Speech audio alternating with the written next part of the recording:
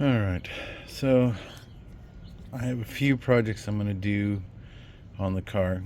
Kind of my last bit of mods to it, I think. Unless the things change. But I wanted to kind of go over what I'm doing, and it's kind of a complicated process because there's a few things. So the videos are going to come out kind of strangely, I think, but we'll see how this works. So I want to upgrade the throttle body. I'm going to also put the throttle body spacer and the intake spacer on. One reason is I'm going to take the intake completely off so I can get down to the oil cooler, because I'm putting a remote oil cooler, a Nismo remote oil cooler on. But during this whole process, I also am going to be replacing the water pump, the pulley, the belt, and the thermostat because this car has about 88,000 miles, I think, roughly. Right now the battery's dead, so but since I do drive it at the track, I haven't changed the coolant since I bought the car. I'm pretty sure that Carvana did not change the coolant, and looking at the car's history, the previous owners didn't really have the car very long, so I know they never changed it, and that is something that you should change kind of more frequently than most people do. On most of my vehicles, I usually have it flushed every year and new coolant put in. This one, since I haven't used it much and I was only been driving it at the track, I didn't really notice any major things with it. But yeah, so we're gonna do kind of three different things here: the intake, the remote oil filter, and the belt and service on that.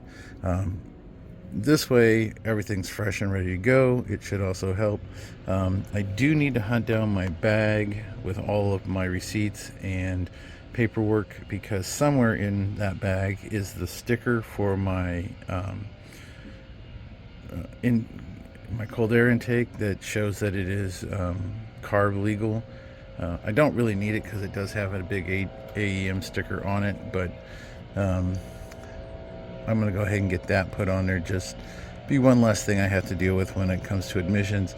Now, from what I understand and what I've called the California bar about this, is this car came with a front mounted intercooler. Changing the intercooler to a bigger one does not affect smog because it doesn't do anything other than cool air temperatures, and that's what I've been told. There's no stickers here in the state of California for that. But I have yet to go through the referee and have to deal with it. So far I've just taken it in and they smogged without any questions.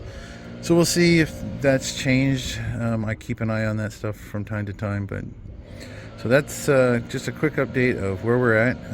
And it looks like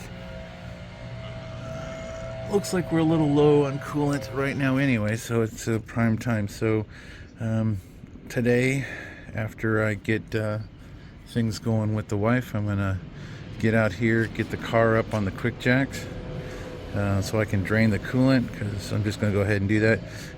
But also I'll be getting rid of quite a few of these coolant lines that go everywhere, because there's coolant lines that go to the throttle body, there's coolant lines that go to the underside of the intake, and there's coolant lines that go to the oil cooler that is on there, the one that leaks. So we're going to get rid of all that and hopefully find a place to mount the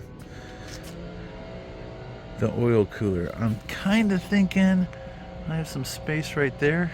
Maybe I might have to manipulate some things around. I might end up pulling the front bumper off just to see if I can fit it in, but that's kind of where I'm at. So